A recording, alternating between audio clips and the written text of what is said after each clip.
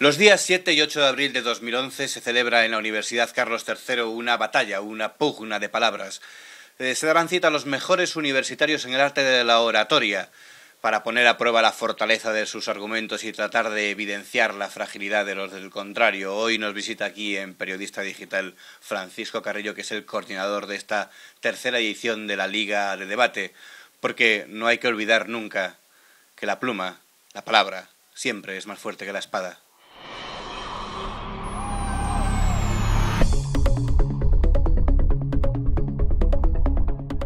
Francisco, muchísimas gracias por estar aquí con nosotros en Periodista Digital. Gracias a vosotros, Miguel, por invitarme. A ti siempre. Bueno, como decíamos, los días 7 y 8 de abril en la Universidad Carlos III, tercera Liga de Debate.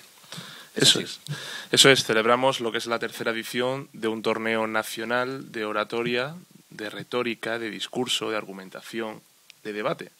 Es una competición dialéctica, a fin de cuentas, en un momento en el que España necesita reflexionar, necesita debatir y necesita que los jóvenes líderes, es decir, o los líderes del futuro, futuribles, ¿no? Exactamente, empiecen a valorar por qué hay temas que se deben poner encima de la mesa y desde una perspectiva de un espacio de discusión libre, analizar las causas y consecuencias de ese tema. Además, ustedes plantean un tema, ¿es España una democracia de calidad? Un tema de profundidad. Sí, estuvimos pensando qué pregunta podíamos hacer que interesase a la sociedad española, que afectase a la sociedad española, y creemos que es una pregunta que subyace dentro de lo que es el debate nacional, porque estamos viendo cada día una serie de conflictos emanados de los estratos del poder y que afectan a la sociedad española, que ponen en solfa el propio concepto de democracia y que ponen también en juego y en solfa el propio concepto de calidad democrática. Creemos que ha llegado el momento de debatir eso, y qué mejor que los jóvenes, esos futuros líderes, para hacerlo. ¿Son universitarios todos ellos? Sí, de toda España. ¿Cuántas universidades o cuántos participantes van a esperar en esta tercera Liga de Debate? En esta tercera edición contamos con 20 equipos procedentes de 12 universidades y aproximadamente van a debatir unos 110, 115 universitarios que se tendrán que preparar una postura tanto a favor como en contra sobre este mismo tema. Qué curioso, cada equipo se prepara opiniones en contra y a favor de un tema. Y 5 minutos antes el azar decide si tienen que debatir a favor o en contra del tema. Con lo cual la cintura, en el sentido, la cintura dialéctica tiene que ser muy amplia, porque pueden llegar a defender posturas en las que no creen. Claro. Y lo tienen que defender con la misma solvencia y con la misma pasión y con el mismo entusiasmo como aquellas en las que sí creen. Y eso es lo bonito, ¿no? Y el reto, ¿no? Porque uno quizá le es más fácil defender aquello en lo que cree que lo contrario, ¿no? Evidentemente. Suele decirse que tiene que interiorizar y asumir uno su discurso para que le salga más convincente, pero yo siempre defiendo que si eres capaz de convencer a la contraparte de aquello en lo que no crees, imagina de lo que puedes hacer con aquello en lo que crees. Y ahora mismo, necesitamos calidad dialéctica, porque es con la dialéctica, es con la discusión libre, es con el debate como se construye sociedad. Estos foros de debate, estos clubs de debate en España, no se oye hablar mucho de ellos. ¿Dónde nacen? ¿Por qué? ¿Cuál es la tradición que trae esto a España? Este es un modelo exportado fundamentalmente de las universidades anglosajonas, no solo en el Reino Unido, sino fundamentalmente en Estados Unidos, donde la oratoria, el debate, la argumentación, la retórica está muy asentada ya desde los 7-8 años entre los alumnos más pequeños. Y es una cantera de líderes espectacular. De hecho, es la cantera de líderes. La mayoría de los presidentes de gobierno en Estados Unidos han pasado por sociedades de debate y por clubes de debate. La mayoría de líderes empresariales en Estados Unidos han pasado por las formaciones de oratoria en los clubes de debate. En el Reino Unido tenemos a Cameron, tenemos a Blair, tenemos a Miliband, que han pasado en algún momento por formaciones en aulas y clubes de debate. Y aquí en España, como no tenemos tampoco una cultura de debate muy extendida, porque prácticamente la democracia se ha sentado recientemente, no existe tampoco una tradición secular de debate. Aunque es cierto que hemos tenido una historia de brillantísimos oradores, no solo ya en la época de la Restauración, significativo Emilio Castelar, en la Segunda República, Azaña, Lerroux, Alcalá Zamora, sino en la transición, con generaciones de oradores bastante solventes. Ahora, de forma incipiente, pero ahora está empezando a calar, no solo en la sociedad, sino también en las empresas y los partidos políticos, porque es importante hablar bien en público, porque es importante argumentar y porque es importante, defender una idea con solvencia. Porque decía que en la tradición anglosajona son políticos y empresarios los que salen de esos clubs de debate. Supongo que eso la gente lo sabe y habrá ojeadores, es decir, el futuro profesional de aquellos chicos. Y puede que aquí en España pueda pasar porque alguien le vea en estos foros, en estos debates y diga, hombre, este puede tener futuro. Sí, de hecho, precisamente en estos eventos nos llaman empresas, representantes de empresas, de recursos humanos, de firmas internacionales, de despachos y consultoras, para asistir a este tipo de eventos porque allí captan a esos talentos que luego incorporan a sus plantillas. O sea, en España ya empieza a funcionar como una especie de caza de talentos. Sí, de reclutamiento, ¿sí? Recruiting. Precisamente van a estos foros, juzgan incluso debates, porque estas digamos, firmas mandan a sus empleados para que vengan a reclutar talentos y luego los incorporan a sus plantillas. Pero no solo empresas, también partidos políticos dejan caer a sus ojeadores y aquellos que les satisfacen más les entrevistan, se acercan a ellos, les preguntan sus inquietudes y si llega el caso les incorporan, con lo cual estamos hablando de foros muy importantes también para encontrar trabajo. Una de las cosas en las que pone usted más énfasis es que muchos de sus alumnos, de los participantes en estos foros de debate, en estos clubs de debate, dejarían en evidencia a más de un político. Es decir, la calidad dialéctica de estas personas, de estos jóvenes, dice que es superior a la media de los políticos. Hay que tener en cuenta que muchos de ellos llevan desde los 18 años formándose en lo que es habilidades y competencias dialécticas. En concreto, en la Universidad Carlos III y en la Sociedad de Debate de la Universidad Carlos III, que me honro en coordinar, hay alumnos que llevan ya 5 y 6 años preparándose en este tipo de habilidades. La mayoría de la clase política en este país no ha pasado por entrenamientos de oratoria, no ha pasado por entrenamientos de argumentación. Y un político debe al menos prepararse lo que es su comunicación, porque es algo que se evalúa a corto plazo. El político que no sabe comunicar, que no sabe vender su formación, su competencia, su honestidad, su sinceridad, es un político que no obtiene credibilidad y por lo tanto no obtiene confianza. Claro. Y como tienen un déficit formativo evidente, estos chicos cuando llevan 5 o 6 años debatiendo, trabajando las formas que nosotros le intentamos moldear, pues están suficientemente preparados para incluso superar en una contienda dialéctica a un político. ¿Se ha atrevido alguno a acudir a estas ligas de debate para enfrentarse a estos alumnos? Se ha acudido alguno, pero también tengo una anécdota de un candidato con el que yo trabajo habitualmente, que cuando le invité el año pasado a venir a la segunda edición, me confesó abiertamente, Fran, no voy porque nos pueden poner en evidencia y no quiero que después de algún debate la gente me mire como diciendo aprende de lo que está haciendo este chaval de 22, 23, 24 años. Y es verdad, y eso es lo triste, que la clase política no quiere acercarse a estos foros para que no les pongan en evidencia. Porque ese alejamiento de la sociedad respecto a la clase política se puede deber, en parte, no lo sé, le pregunto, porque uno ve los debates en el Congreso de los Diputados o los debates sobre el Estado de la Nación y mucha gente dice, no, aquí no hay calidad, no hay insulto, hay descalificación, pero faltan argumentos. No sé usted cómo analiza este tema. En España hay un déficit primario esencial y es la falta de escucha. De escucha. De escucha. Es imposible refutar, es imposible rebatir, es imposible contestar a la oposición, a la contraparte, a cualquier orador que salga a refutar tus principios, si no lo escuchas primero, si no entiendes lo que dice, si no asumes incluso algunas de las razones que argumenta. Si escuchas, si analizas, si reflexionas, le puedes contestar mejor. Pero vivimos en un país absolutamente maniqueísta, o conmigo o contra mí, o blanco o negro, y no tendemos a razones del contrario. No, el contrario no tiene por qué estar equivocado siempre. No todo lo que dice el contrario es erróneo ni debe ser censurable. Se pueden coger cosas importantes e interesantes que diga la contraparte y de esa fuerza hacer la tuya y contestarle de forma mucho más solvente. Lo que no puede hacer es, no ya cualquier partido que esté en la oposición en el poder, es siempre manifestarse en contra, diga lo que diga. Como no hay una escucha evidente, luego salen los discursos que salen. Está claro que oposición y gobierno no le han escuchado nunca hablar. Escuchan poco.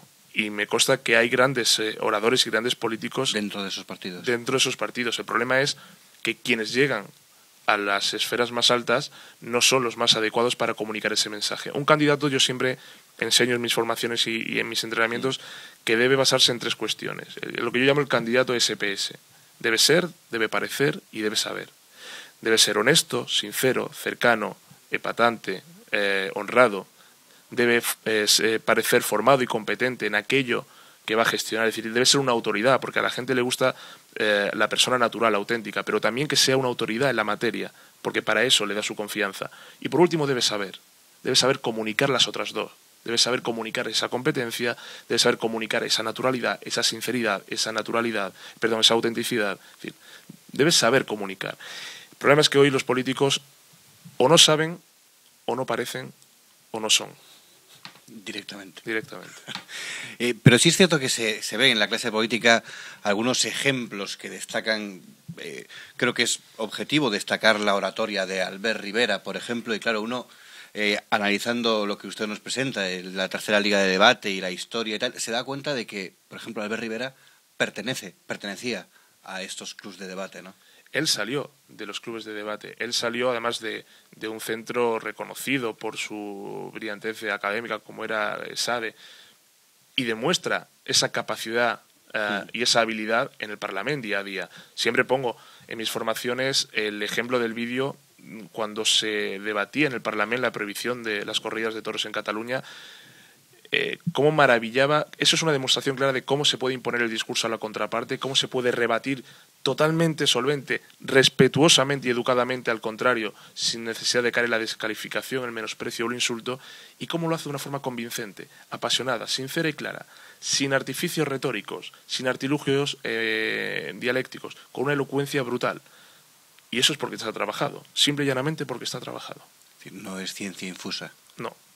El orador, a mi modo de ver, en mi opinión, no nace, sino que se hace. Usted lo sabe muy bien, es profesor de futuros oradores y de personas que manejan la dialéctica, ¿no? Actualmente sí, con candidatos y directivos, fundamentalmente, pero lo que más me ilusiona es trabajar con esos niños, esos alumnos que salen ahora en las aulas y que quieren aprender a argumentar bien y a hablar bien en público. ¿Son más agradecidos que los mayores? Muchísimo más agradecidos. Porque ahora cuando lo oigo hablar dice, bueno, sí trabajo con directivos y políticos, pero me quedo con los niños. Sí, porque ves la ilusión jóvenes, ¿no? En sus ojos, ves que te piden conocimiento, que te piden la necesidad de, oye, creo que hablar bien en público no solo me va a servir para mi trabajo, sino que es algo vivencial, me va a servir para mi vida, para mi día a día. Y aunque políticos o empresarios le contraten para mejorar esa faceta de su día a día, ¿no se lo toman en serio? ¿Qué problema tienen? Sí, se lo toman en serio. El problema que yo veo, y se los digo de forma muy franca, es que la mayoría de los dirigentes en este país, los grandes políticos, están sometidos a demasiado ruido de muchos asesores y estamos sometidos a un exceso de marketing político, es decir, donde la imagen, el exceso de marketing y estrategia electoral pegada o apegada a la imagen, se está superponiendo, se está imponiendo a lo que es el fondo del discurso, es decir, a la propia esencia del mensaje.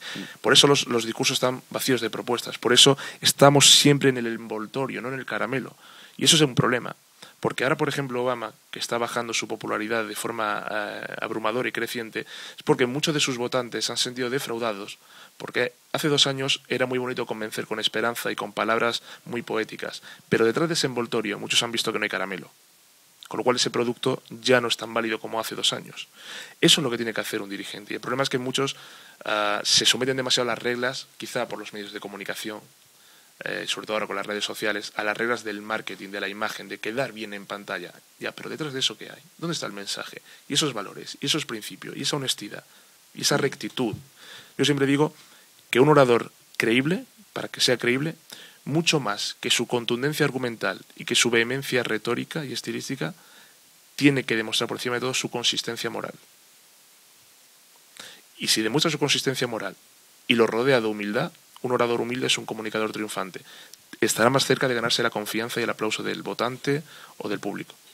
Y, por ejemplo, aquí en nuestro país, a los que más escuchamos hablar son personas del PSOE y personas del Partido Popular. Rajoy, Zapatero, Rubalcaba, Cospedal. ¿Qué consejo le daría? Quizás no sé si uno a cada uno de ellos o alguno en general. ¿Qué consejo le daría a Rajoy o a Zapatero? Bueno, Rajoy tiene un cierto déficit de espontaneidad evidente. Yo el consejo que le daría, y Zapatero, que evidentemente es todo envoltorio. Es decir, uno es demasiado racional, el otro es excesivamente emocional.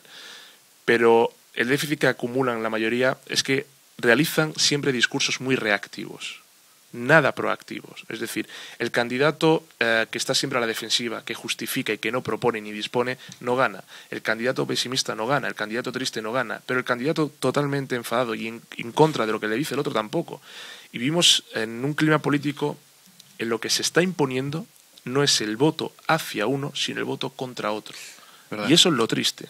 Yo no voto a este porque me gusta más, voto contra el otro para que no gane. ¿Verdad?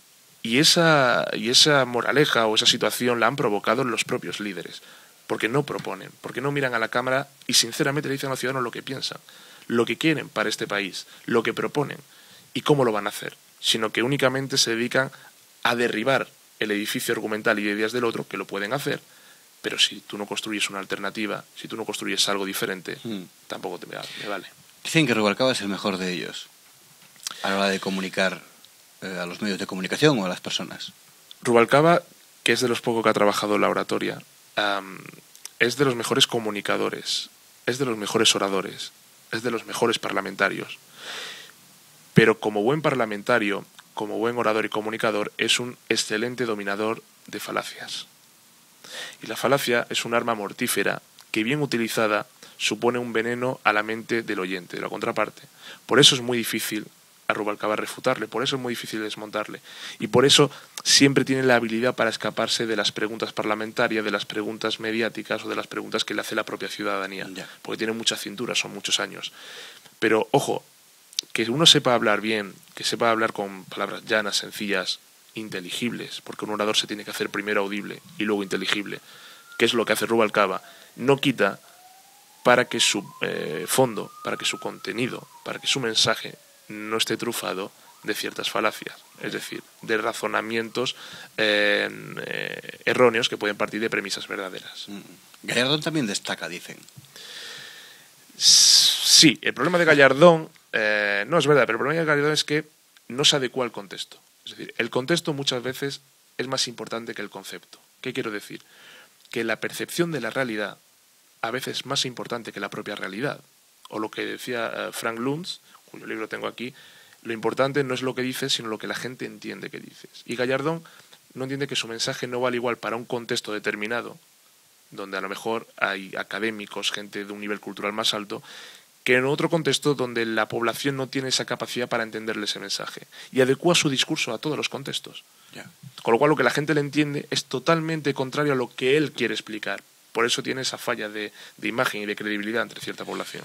No sabe para qué auditorio se está dirigiendo en muchos casos. No discrimina, no distingue, no identifica. Bueno, pero vamos a la Liga de Debate, que es lo interesante, 7 y 8 de abril en la Universidad Carlos III. Los que vayan allí, los 19 equipos restantes que vayan allí a enfrentarse al equipo de la Carlos III, deben de saber que son ustedes algo así como campeones del mundo. Bueno, primero diciendo, somos algunos de la Carlos III. Hay, creo que son 6, 7 de la Carlos III y el resto de otras universidades de fuera de Madrid. Y la verdad es que este año, sí, bueno, campeones del mundo se puede decir. Venimos de ganar el campeonato Trivium, que es el primer encuentro internacional de oratoria, discurso y debate político, y es algo así como el Mundial de Oratoria en español, porque él enfrentaba a universidades de España y universidades de Iberoamérica.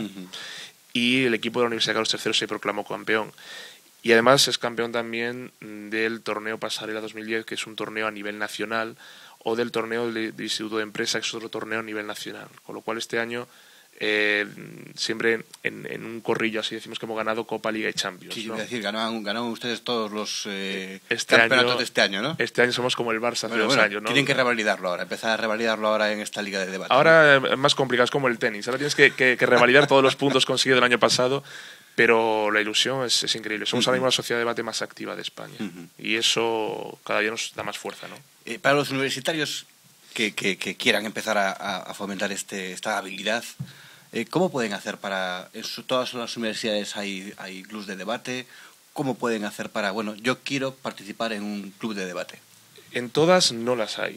Las más activas, por poner algunas, en Madrid tenemos la Universidad Pontificia de Comillas, Camilo José Cela, la Universidad Carlos III, por supuesto, la Universidad CEU, Santiago de Compostela, Extremadura, Valencia, Barcelona SADE, la Pablo de Olavide en Sevilla o ETEA en Córdoba, pero Deusto Deusto es otra de las más activas, la Universidad de Navarra, por supuesto, pero no hay en todas. Uno tiene que acercarse y prepararse y formarse. Yo particularmente, además de entrenar y formar a los equipos de la Carlos III, también me dedico a lo que es esto profesionalmente a través de una empresa, que es la Fábrica de Discursos. Y es ahí donde los que quieren complementar la formación, los chicos que dicen, oye, ya hemos terminado la universidad, quiero seguir aprendiendo habilidades, ¿qué tengo que hacer? Entonces ya sí los redirijo. Pero los que quieran aprender habilidades retóricas, que vayan a su universidad y pregunten, ¿hay un club de debate? No. ¿Dónde me puedo apuntar? Siempre se puede crear uno, ¿no? Siempre se puede crear uno, es muy fácil.